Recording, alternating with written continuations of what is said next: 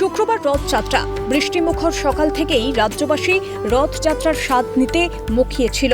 কেউ টিভির পর্দায়, কেউ বা পথে নেমেই রথ উদযাপনে সামিল। উৎসুক মন পাঁপড় জিলিপির খোঁজে অন্য দিগন্তে। এর মধ্যেই মন খারাপ করা খবর সামনে এলো।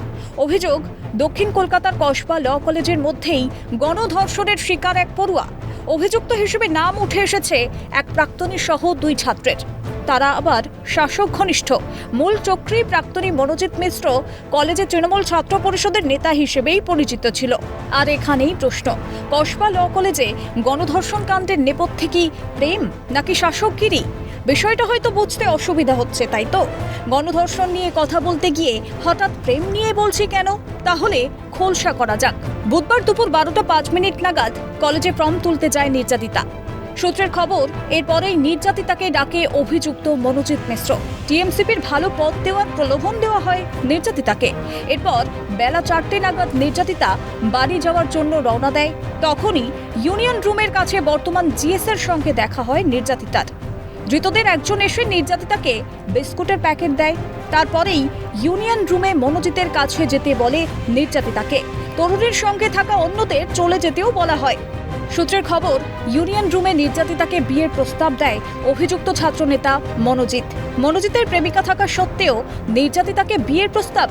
প্রেমিক আছে বলে নির্যাতিতা মনোজিতের প্রস্তাব ফিরিয়ে দেয়, আর তাতেই বেজায় চটে যায় দাপুটে ছাত্রনেতা মনোজিৎ। এরপর ইউনিয়ন রুম থেকে বেরিয়ে যায় নির্যাতিতা। সন্ধে 6টা 10 মিনিট নির্যাতিতাকে অপেক্ষা করতে বলা হয়। এই সময় বাথরুমের সামনে দাঁড়িয়ে ছিল ওই তরুণী। অভিযোগ, এরপর মনোজিৎ নির্যাতিতাকে টেনে গার্ড রুমে নিয়ে যায়।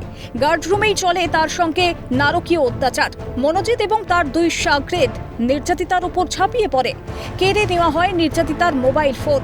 পুরো ঘটনার ভিডিও রেকর্ড করে ব্ল্যাকমেইল করা হয় নির্যাতিতাকে। নির্যাতিতার প্রেমিককে খুন আর বাবা মাকে গ্রেফতারের হুমকি দেওয়া হয়। নির্যাতিতার চিৎকারে ছুটে আসে নিরাপত্তারক্ষী। নিরাপত্তারক্ষীকেও মেরে বের করে দেওয়া হয় গার্ড রুম থেকে। নির্যাতিতা বাধা দিতে গেলে তাকে হকি স্টিক দিয়েও মারা হয়। এখানেই প্রশ্ন, তবে কি কলেজে দীর্ঘদিন ধরে চলছে এই চক্র?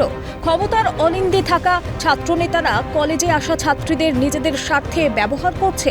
নিজেদের প্রভাব প্রদর্শনে শেষে কিনা ধর্ষণ। কলেজ শেষের পরেও কেন কলেজে অবাধ যাতায়াত? একাধিক নেতার সঙ্গে ছবি, কিসের ইঙ্গিত? যদিও তার ছেলে দলবাজির শিকার। Group politics, not main politics. কলেজের অভ্যন্তরীণ যে গ্রুপ পলিটিক্স তার শিকার। তার কারণ হচ্ছে সামনেই ওদের একটা নির্বাচন আছে সম্ভবত, আমি যতটুকু জানি, কারণ ওই বাচ্চাগুলো আসে তো আমি শুনি। হ্যাঁ, এইবার হচ্ছে আপনার ছেলে কি তৃণমূল ছাত্র পরিষদ করতো কোনো এক সময় হয়তো। হ্যাঁ, ছবি দেখা যাচ্ছে তৃণাঙ্কুরের।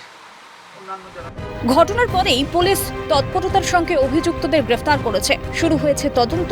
তবে আইন কলেজের মধ্যেই ঘটে যাওয়া এই ঘটনায় শিহরিত রাজ্যবাসী। ফের মনে পড়ছে কাদম্বিনীর কথা। তবে কসবার কন্যাকে আমরা হারিয়ে ফেলিনি, চিনতে পেরেছি মানুষরূপী শয়তানদের। ক্যালকাটা নিউজ।